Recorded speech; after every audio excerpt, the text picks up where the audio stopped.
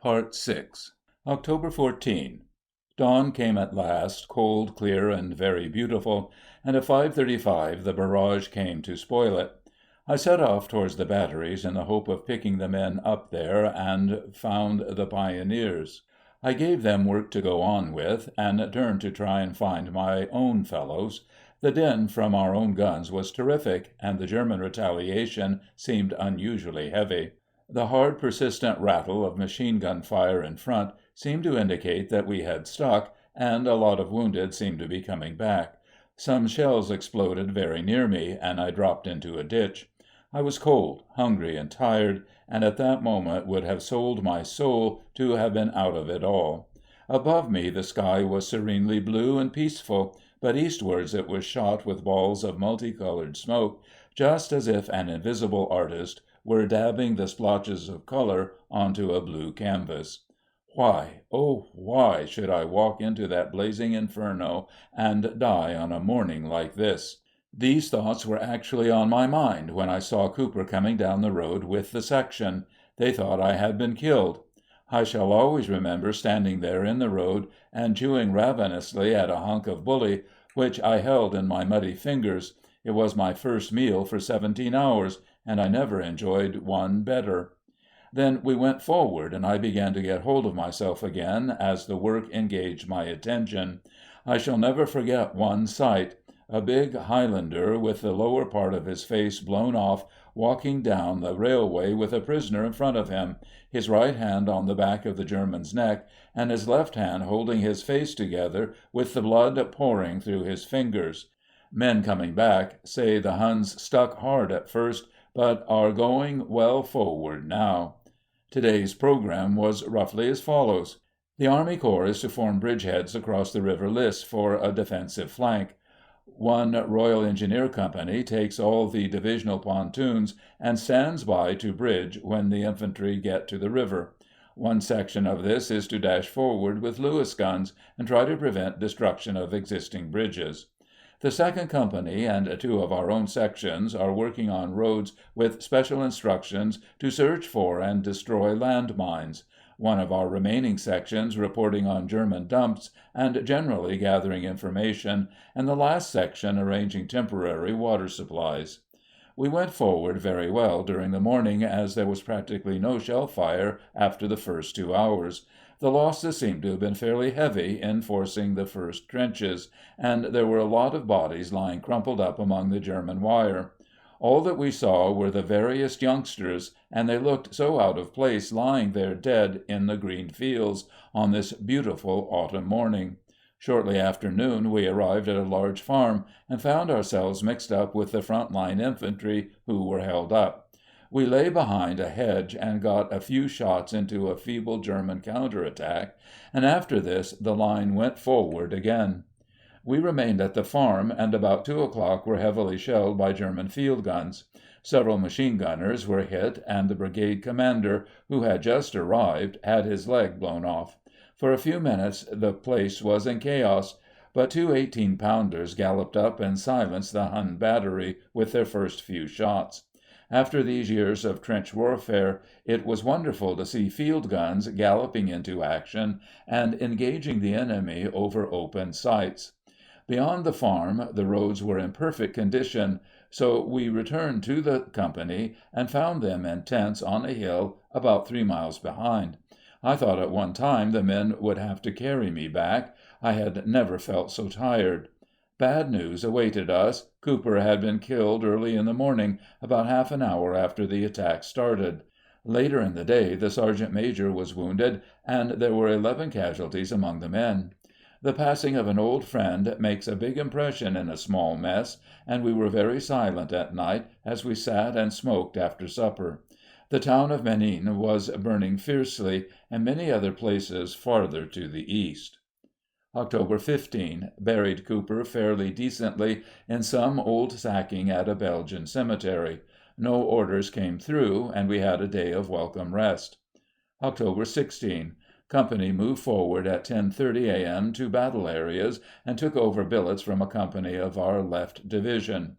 There are no signs of war here, and almost every man in the company has a bed to sleep in. splendid grazing for the horses, and lots of vegetables in the fields for ourselves. It is all like fairyland, and we walked out solemnly this afternoon to look at a large green field without a single shell hole in it. Reports state that we have taken Cointray, and streams of refugees coming back along the roads indicate that it may be true. Unfortunately, they are all of the very lowest classes, and as they only speak Flemish, we were unable to get any information out of them. It is a heartbreaking sight to see them trudging through the rain, old men, women, and the tiniest of children. Sometimes they wheel a barrow containing a few of their goods, but most of them are without anything except the miserable rags they stand in. October 17. Had the company out all day doing road drainage. The tedium of the work was relieved by a ghastly incident showing how low these poor refugees have sunk. A party of them were trudging listlessly along the road when the leaders noticed a dead horse lying in the ditch. In a few seconds the men and women had taken their knives and were fighting like animals on the distended carcass, chattering and shrieking like a crowd of hungry jackals. As they worked, they threw the chunks of bleeding meat into the road, where the children fought for them, and stowed them in the barrows. In a few minutes the horse was stripped to his bones, the noise subsided, and the ghouls trudged on their way. October 18. Working on the road all day in heavy rain, but were called out again at night to form a bridgehead across the river in front of us. We were in possession of half the town on the near side of the river, but the Germans have destroyed all the bridges and hold the eastern half of the town. The main road bridge in the center of the town lay across the bed of the river in a maze of twisted steelwork. We were required to make a footbridge across these ruins for the infantry to get across. Day climbed across with 3 men and a Lewis gun on the ruins of the old bridge, and cleared a German machine-gun party out of the farthest bank. After this we started work, and made fair progress considering the vile conditions. With the river sucking and swirling below them, and the cold rain numbing their fingers, it was anything but an easy task for the men to keep their foothold on the slippery, twisted girders. In addition, we were shelled persistently through the night, and 7 men were down when the 1st Infantry went across about 4 a.m. October 19. An hour after our return to billets, orders came through for us to move forward again. The other companies got 2 pontoon bridges across the river during the day, and we billeted near at hand to provide maintenance parties.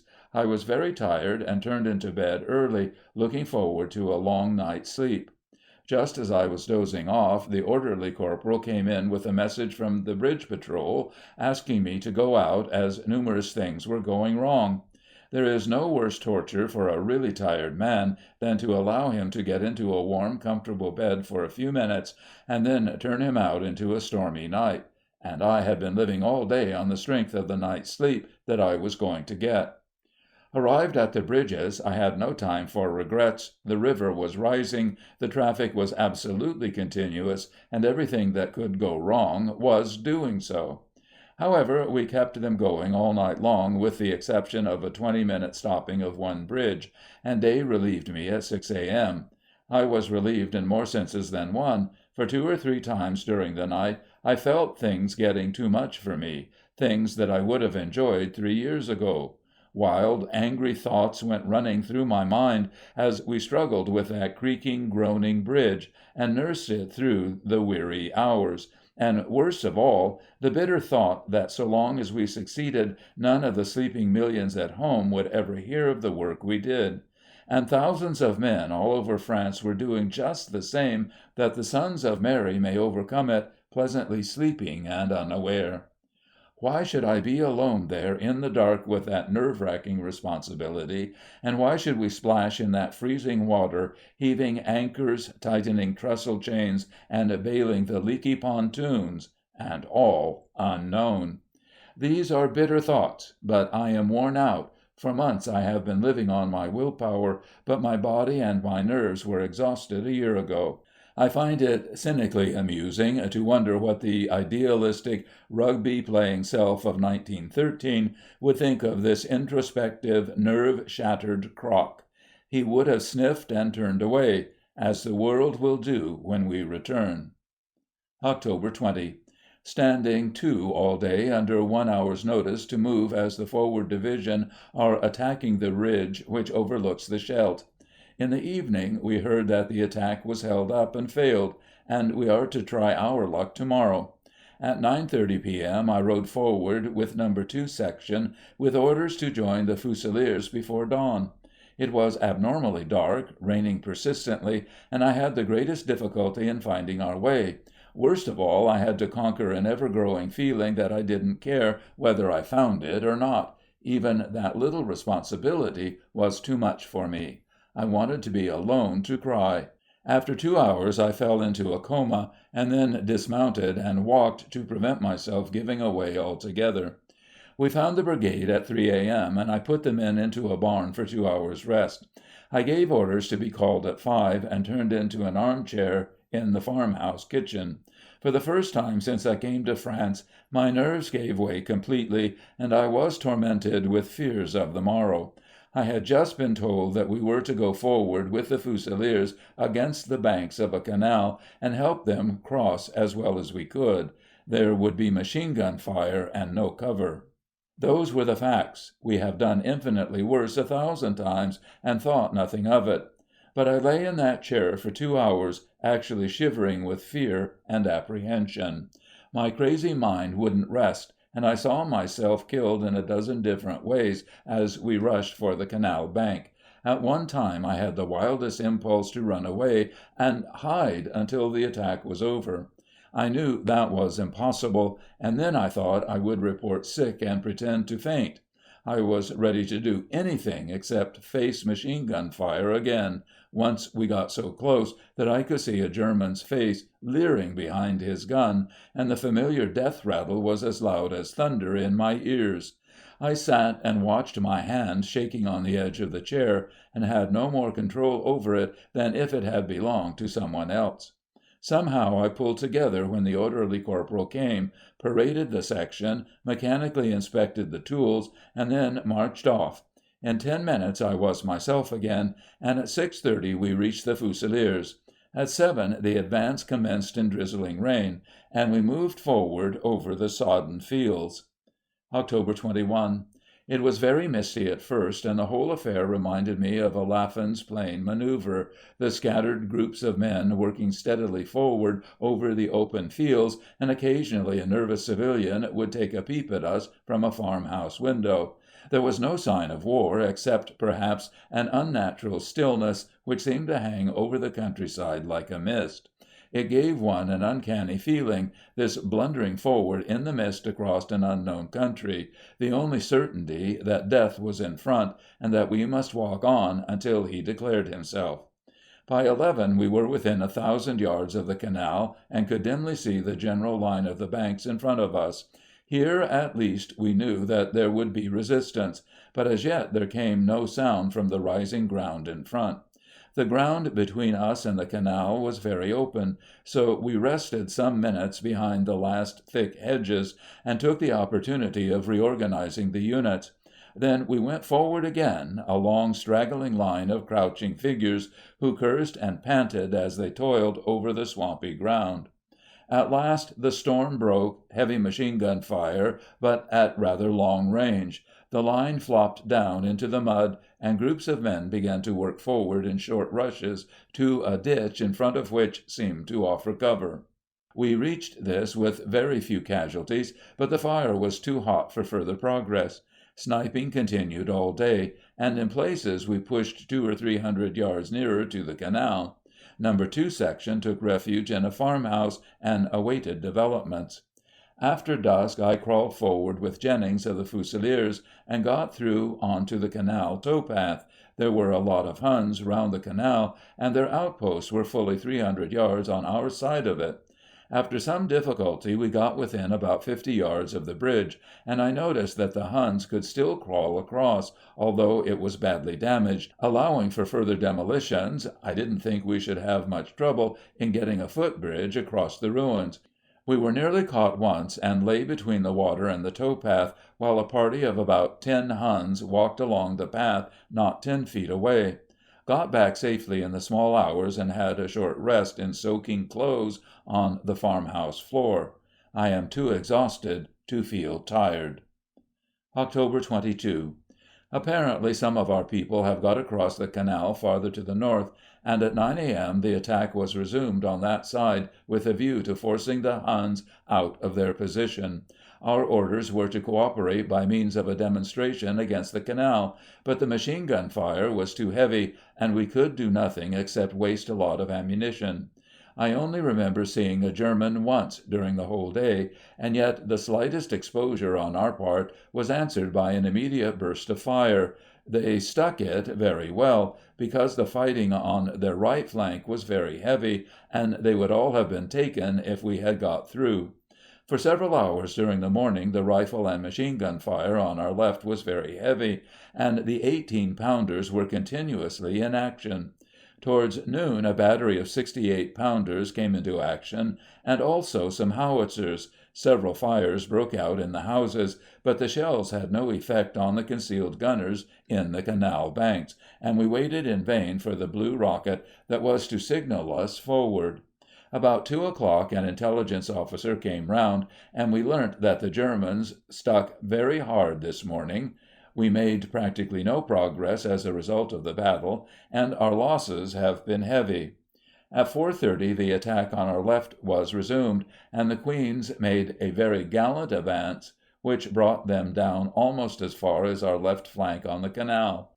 Unfortunately there was no support, and before dusk the weary men had to retreat to their original positions. On our immediate right there was very little opposition, and the Durhams are firmly established across the canal. Farther south, however, our right division repeated the performance of the Queens on a larger scale, and had to abandon a hardly won bridgehead across the river after a day of strenuous fighting. At 8 p.m. I was informed by brigade that owing to the retirement of the Queens I was covering a half-mile gap, and should take steps accordingly. I mounted a picket with the Lewis gun a few hundred yards forward of the farm, and sent out patrols every half hour, but the night passed off without incident. I took out 2 patrols myself, but could find neither our own people nor Huns. We have had a bad day to-day. Hard fighting, heavy losses, and no progress. People at home seem to think that we are chasing a beaten army which runs so fast that we cannot keep in touch with them. Would that it were true, but we have been badly mauled to-day, and there is precious little offensive spirit in our 19-year-olds. I saw a boy of the Middlesex coming back with a finger shot away. They had run against a farmhouse with 3 Huns and a machine gun, and had lost 4 men in taking it. He said that the bloody diehards had lived up to their name again. 4 casualties. And yet there was a day on Zamverd Ridge when 23 men, left out of 800, lay behind the piled-up bodies of their dead and held the line against the flower of the Pomeranian Guard, and they didn't talk of diehards. October 23. The brigade was taken out of the line this morning, and at noon we had rejoined our transport.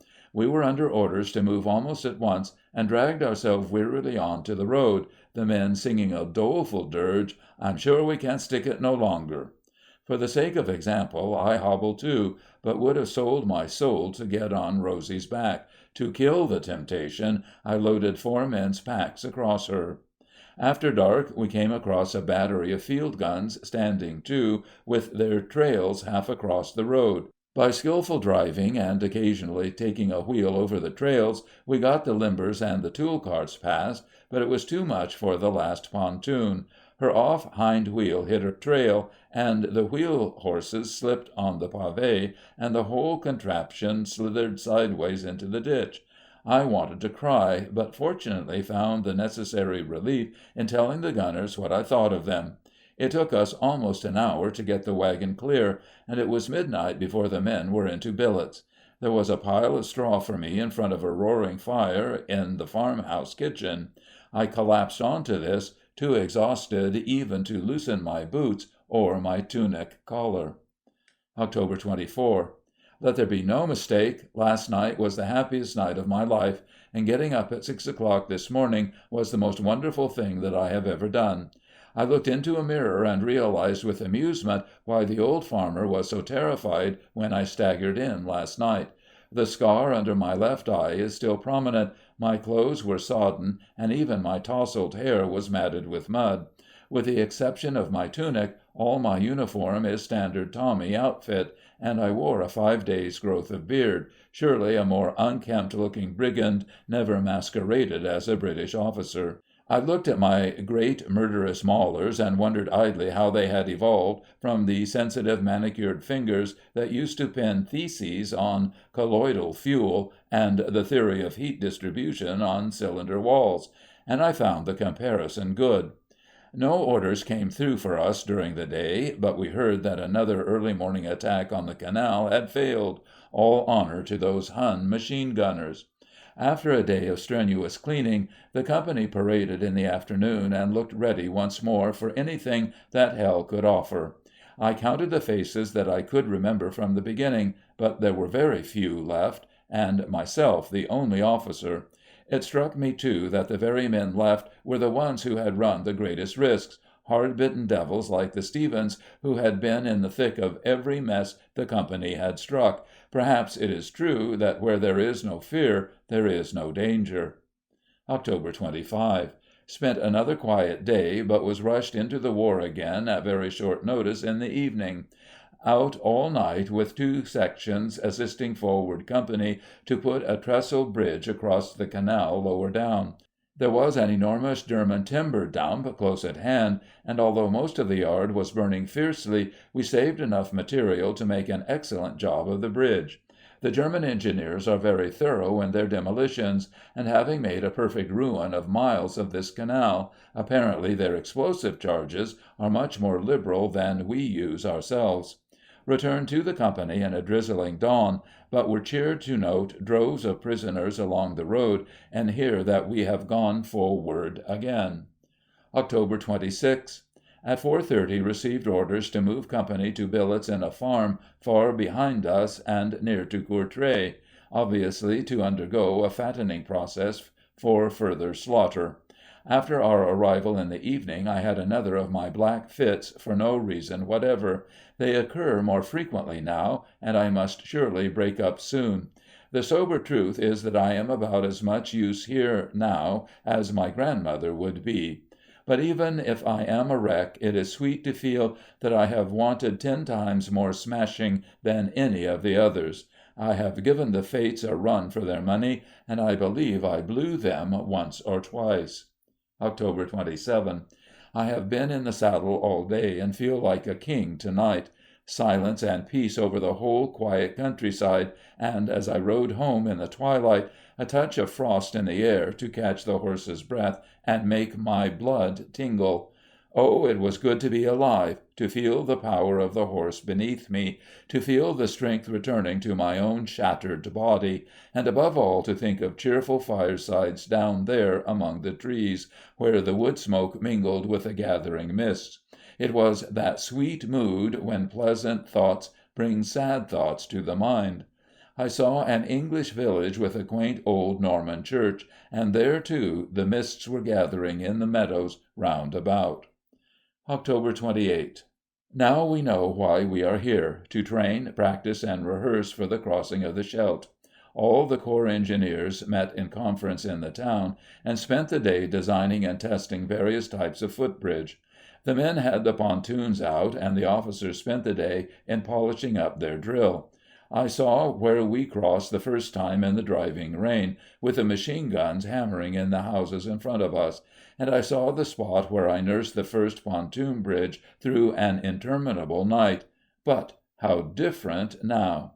A company of Canadian railway troops were making a permanent bridge on the very spot where my crazy pontoons had all but foundered.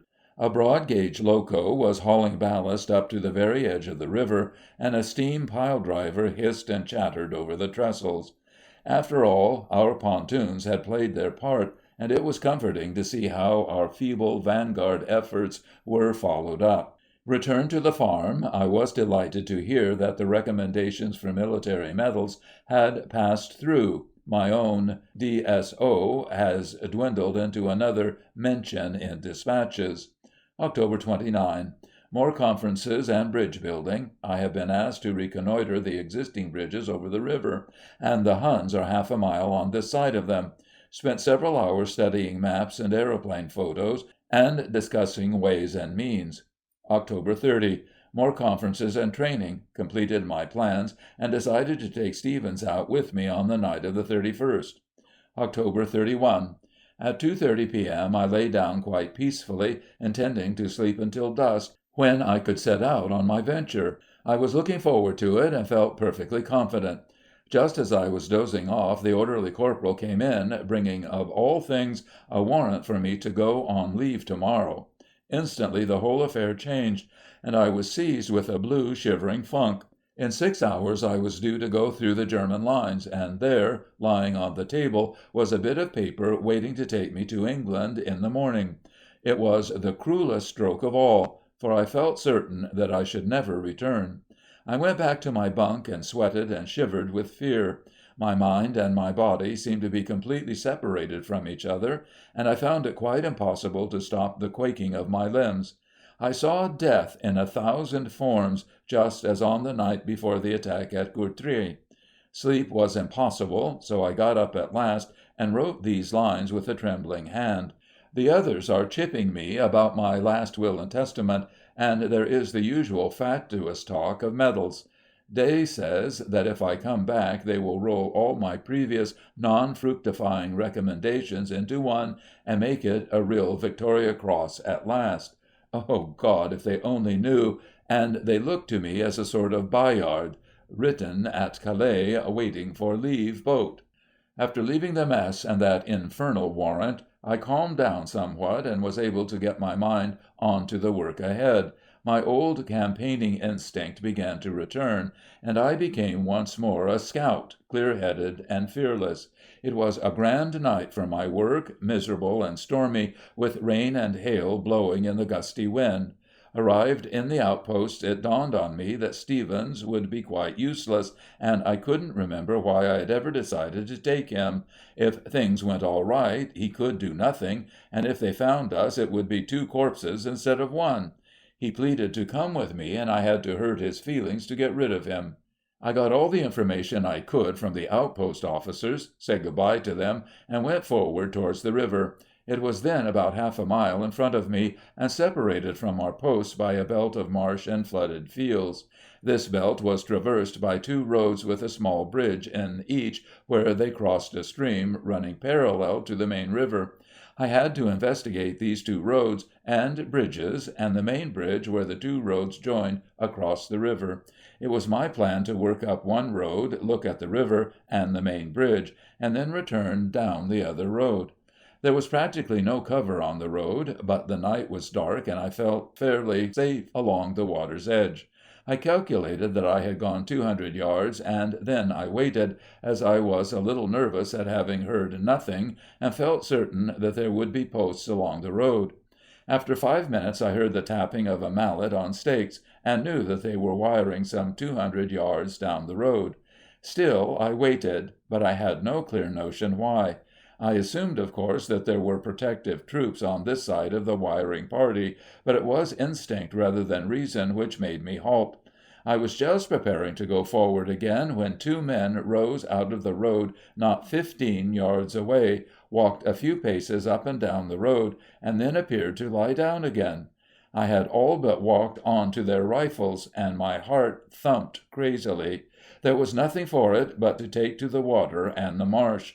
I retreated 20 yards and waded in, holding my revolver over my head. It was deathly cold, and after about 100 yards I nearly gave it up. At times the water was up to my shoulders, and I seemed to make no progress. The noise of the working party guided me, and eventually I judged that I was behind them, and therefore about in line with the first small bridge. About this time I realized that another 5 minutes in the water would kill me, and I struck back for the road, regardless of everything except a desire to get on dry land. Unfortunately, I blundered into a colony of waterfowl, and they flew up round my head, making a terrific noise. My heart stood still, and I waited again. Was there a scout among those Huns on the road who could read the meaning of the terrified waterfowl? Apparently not, for I still heard the regular tapping of the mallets, and several minutes later I was lying exhausted by the roadside. I half emptied my flask and pushed on up the road. I was right in the middle of the Huns now, and crawling on my stomach, as I did not know how near or far they might be. I thought the cold would kill me, and wondered what the Huns would think to find a dead Englishman inside their lines. To my unspeakable delight there was no one on the bridge, and I was able to make a thorough examination. I laughed at the Huns working solemnly down the road, and for a second forgot my terrible condition. Here I think my mind went a little dull, as I blundered straight on down the road until I had almost reached the river and the main bridge. It was sheer madness, but I would certainly have perished without the movement to aid my circulation. I remember thinking grimly that it would be just my fate to die of a cold after all that I had been through. I found a lot of Huns round the bridge, so I struck the river about 100 yards above it, and then worked down under cover of the banks. I spent some 20 minutes under the bridge, and all the time I could hear their voices in the darkness above me. The meaning of their words was drowned by the noise of the wind and the rain. Now I had to get back down the other road before it began to grow light, and, as I truly imagined, deliver my message before I died. Half a mile inside the Hun lines, after spending 2 hours up to my shoulders in water on a November night, my condition is better imagined than described. I ate a sodden mass of crumbs and bully that had once been sandwiches in my pocket, and finished the rum. I was nearly caught in getting to the downstream side of the bridge, and lay shivering under a hedge for several minutes, while a party marched by within 3 paces of my head. I think they were the working party off the road, and I noticed that it was beginning to grow lighter. Luckily, the storm grew worse. Eventually, I got on to the second road and crawled back along the water's edge until I came to my last bridge. There was a German machine gun party sitting right in the middle of it. My brain was still perfect, but I had lost all sense of feeling in my body. I wanted to cry. They sat there between me and England, and I believe I had some idea of getting up and asking them to let me go home. For a few minutes I had no more willpower than a child. Then some of our shells came over, and I could hear them bursting on the road over the bridge. There was only one way back, and that was as I had come, through the water. I forgot all about the stream and waded in. The cold seemed to pull me together, although, God knows, nothing could be colder than my own body. There was a bit of dry land between the flood and the stream, but I got across without being seen. I was keeping close to the bridge in the hope of seeing something of it as I passed. If I couldn't wade the stream, I was done, but I determined to try, even if my head was under water, and I had to hold my breath. It was not more than 5 feet deep in the center, and I got across, and so over the bank into the flood on the far side. I had still to keep to the water, as I was afraid there would be a patrol on the road in advance of the people on the bridge. A few of our shells were still falling on the road, and I could hear the angry hisses as the red-hot bits of steel rained into the water round about. I did about 200 yards like this, and then I gave up. It was either the road or collapse and drown in the water. I got onto the road, worked back carefully until I felt safe, and then ran like the devil until I knew I was inside our posts. When I stopped, I nearly fainted, so I set off again, my head pulling me up into the clouds like a bubble, and my legs holding me to the road as if they were tons of lead. Eventually I came across some gunners, and they marveled at the whiskey I drank. I told them I had been out scouting and slipped into some water. I didn't really know what had happened just at the time. I had vague impressions of a mass of water and some Germans sitting on a bridge, refusing to let me go home.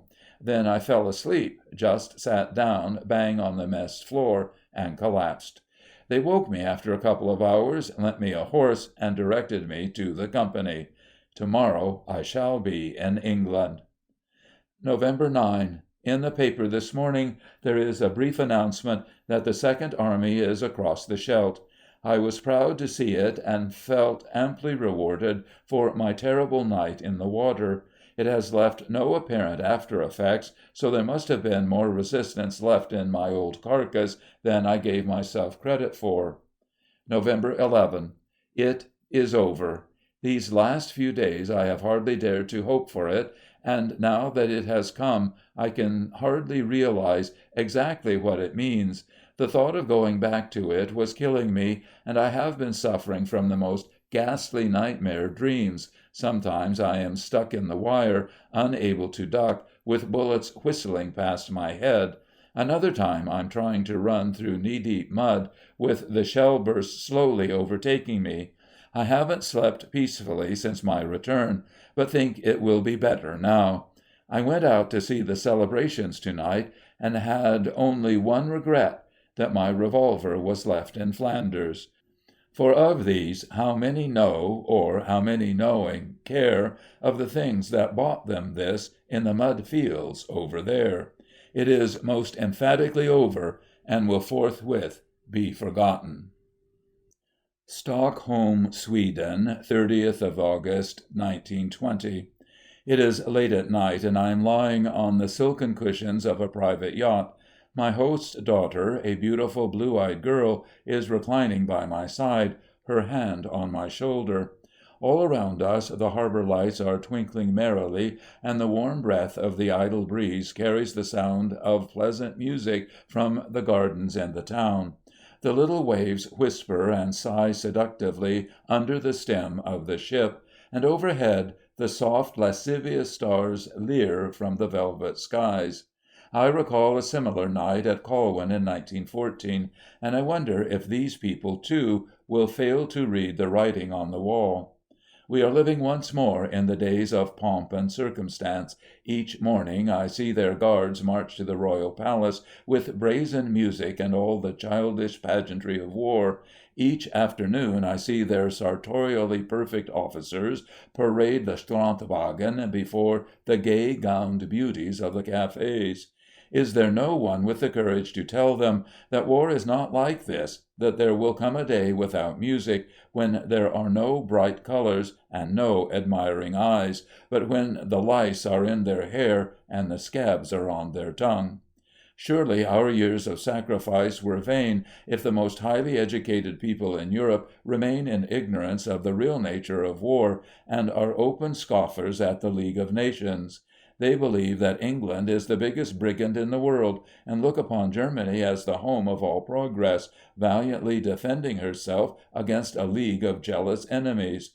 To me it is incredible, and I remonstrate. They mention Ireland, Egypt, India, and Versailles. Then I realize that the bitterest passages in my diary are only too true. The sway of the old men has returned. The dead are forgotten and betrayed. Please God that they may never know the futility of their sacrifice. I am weary and tired of life myself, a mere shell of a man, without health or strength, whose vitality was eaten out by the Flanders mud. This ease and luxury is sent to mock me. I fling my cigar overboard with angry contempt. Along the northern sky the summer sunset is mingling with the dawn in a riot of impossible colors. My mind turns back to a day when Golulavelt lay smoking in the sun, England still slumbered, and the flower of the Prussian army were pouring in overwhelming numbers along the road to Calais. The 1st Division was fought to a standstill, dying in thousands, but yielding not an inch. The 7th was practically annihilated, but somehow held their line, counter-attacking again and again, until the khaki drops were swallowed in the sea of grey. There was an open gap at last. Haig himself rode down the Menin road to call for a last effort from the weary men. A gunner officer, his arm hanging in shreds from the shoulder, took his last gun onto the open road and fired into the grey masses until he died. The Worcesters flung their remnants across the road, and the line was made again. The whitest gentleman of England died that day, and I would that I had rotted in their company, before I saw their sacred trust betrayed. We have dropped their fiery torch, and the silken cushions call us. End of Part 6. End of A Soldier's Diary by Ralph Scott.